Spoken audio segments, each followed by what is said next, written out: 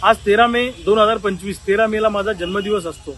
हा जन्मदिवस मी कधी साजरा करत नाही. बॅनरबाजी नाही, पोस्टरबाजी नाही, कुठलाही अवास्तव हिडीस प्रदर्शन मी कधी करत नाही. आणि यावेळेस तर शेतकऱ्यांची परिस्थिती एवढी वाईट आहे की रोज 10 शेतकरी आत्महत्या करतायत. जवान आपले शहीद झालेले आहेत. पर्यटकांवर पाकिस्तानच्या दहशतवाद्यांनी गोळीबार करून त्यांना ठार मारलेलं आहे. अशा परिस्थितीमध्ये जवानांना, पर्यटकांनाही आदरांजली व्यक्त करण्याच्या भावनेने आणि शेतकऱ्यांप्रती कृतज्ञता व्यक्त करण्याच्या भावनेपोटी मी सकाळी 9 वाजेपासून रात्रीच्या 9 वाजेपर्यंत माझ्या निवासस्थानामध्ये अंगणामध्ये आज 1 दिवसाचं उपोषण करतो आहे. यातून सरकारचं आम्हाला लक्ष वेधायचं आहे. यामध्ये प्रामुख्यानं सरकारनं कर्जमुक्तीचं दिलेलं आश्वासन पाळलं पाहिजे. कर्जमुक्त सरसकट केलं पाहिजे. हक्काचा पीक विमा अनेक शेतकऱ्यांना मिळाला नाही, तो पूर्ण मिळाला पाहिजे. नुकसान झालेल्या शेतकऱ्यांना नुकसान भरपाई मिळाली पाहिजे. जंगली जनावरांचा त्रास होतो म्हणून शेतीला मजबूत कंपाऊंड करून मिळालं पाहिजे.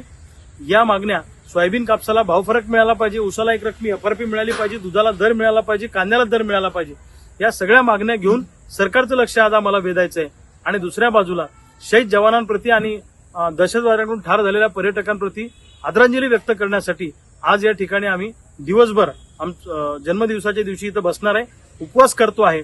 आणि मोठ्या संख्येने शेतकरी या उपवास आंदोलनाला पाठिंबा द्यायला येतात. हे ट्रेलर आहे, पिक्चर अभी बाकी आहे. सरकार जर शेतकऱ्यांना गृहीत धरायचा प्रयत्न करत असेल तर आजचं आंदोलन हे ट्रेलर आहे. उद्यापासून मी महाराष्ट्राच्या दौऱ्यावर निघालेलो आहे. प्रत्येक जिल्ह्यामध्ये मेळावे घेऊन शेतकऱ्यांमध्ये जनजागृती करणं आणि या महाराष्ट्रामध्ये लवकरच असं मोठं आंदोलन आम्ही उभं करणार आहे. सरकारच्या बुडाखाली आग लावू. या सरकारला सळोकापळो करून सोडल्याशिवाय राहणार नाही. राज्यकर्त्यांना या महाराष्ट्रातला शेतकरी फिरणं मुश्किल करेल अशा पद्धतीचा वणवा आंदोलनाचा या महाराष्ट्रामध्ये आता भविष्य काळामध्ये पेटणार आहे. आणि त्याची आज चुणूक आहे. आज शेतकऱ्यांची बैठक घेऊन त्याचा निर्धार आज या ठिकाणी आम्ही केलेला आहे. लोकशाही मराठी ऐका, पहा, जागरूक रहा.